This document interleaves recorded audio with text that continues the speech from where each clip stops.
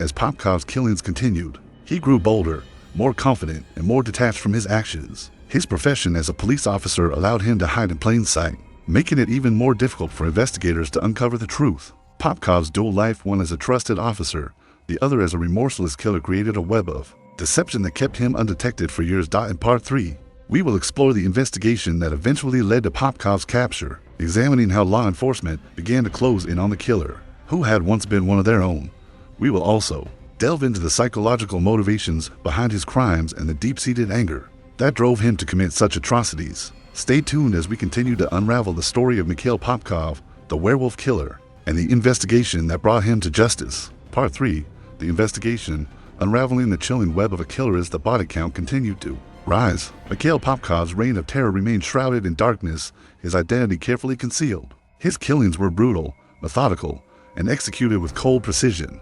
Yet they initially evaded the grasp of law enforcement. The investigation into the gruesome murders of at least 86 victims, the vast majority of them women, was complicated by the seemingly random nature of the crimes and the lack of a clear pattern. Despite his meticulous planning, Popkov's arrogance would eventually betray him. Leading to his capture, the search begins. A city in panic. The first few years of the investigation were chaotic. As the body count grew, so did the sense of fear and helplessness within the cities of Siberia, particularly Angarsk, where Popkov had committed his first murders. Women in the area were disappearing at an alarming rate, leaving behind a trail of confusion and terror. The victims' ages varied, but they all shared a similar fate: brutalized, murdered, and disposed of with apparent disregard for life. There were no obvious links between the victims, no connections to one another beyond their gender and the horrific way in which they had been killed.